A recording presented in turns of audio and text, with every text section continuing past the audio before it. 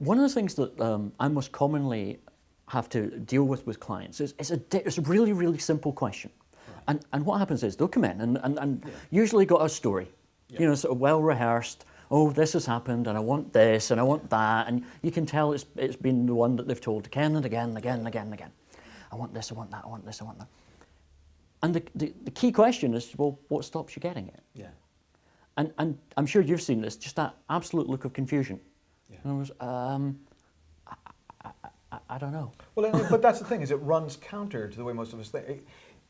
If I only was allowed 2 questions and I wanted to make a difference with somebody, the 2 questions I would have were, what do you want? Yeah. And what stops you? Absolutely. Because that pretty much sums it all up.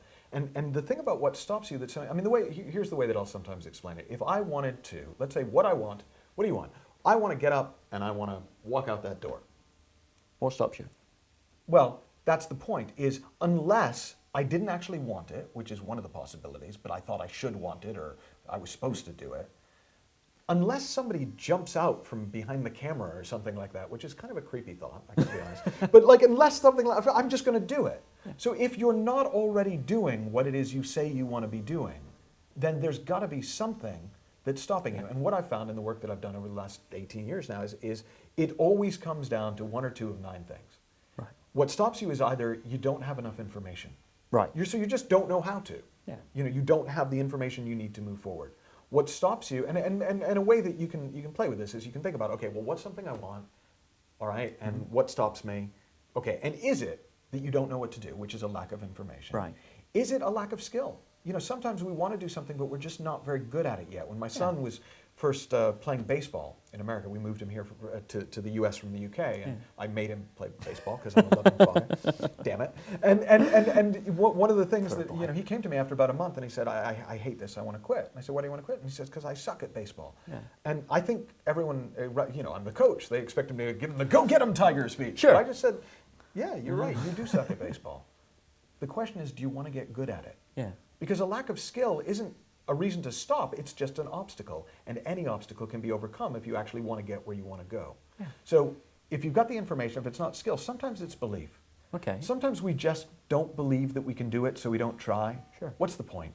Well, and a lot of people are scared of disappointment. Yeah, I better off, not to try. And again, it makes sense, it just doesn't actually let you get what you want. And if you want what you want, that would be a shame. Yeah. So the 4th thing that it can be, so there's information, there's skill, there's belief. The 4th thing is well-being. Sometimes people, they don't, I don't have the energy, I'm too sick, I'm too tired. And there are all sorts of things you can do, and I know you talk about a lot of them in this program, to boost your energy and deal with that.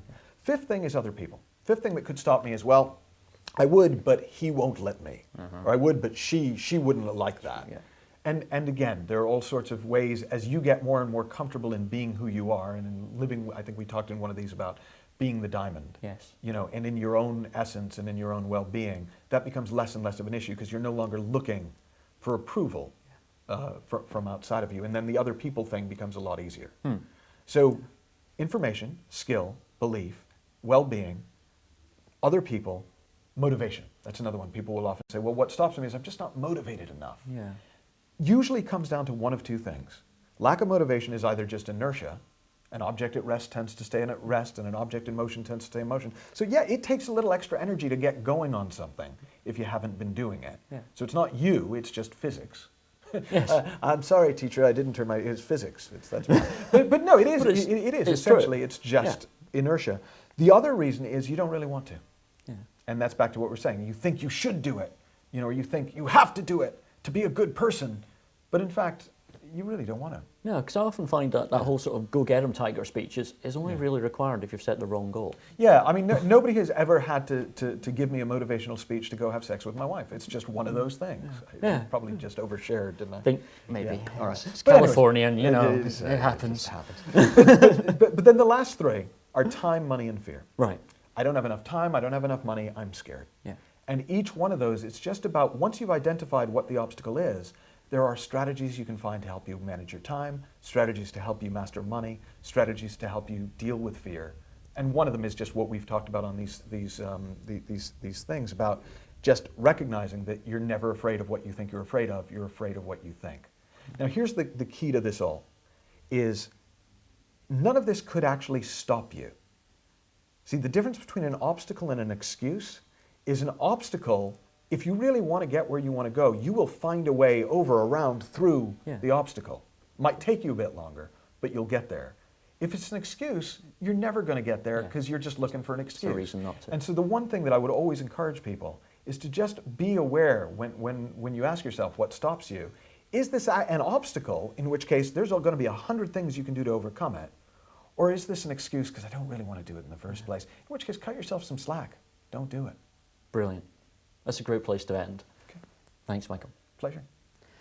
So I guess ask yourself, if there's something you want to do and you haven't done it yet, what stops you? And is your answer an obstacle or is it an excuse? Have some fun and we'll see you again soon.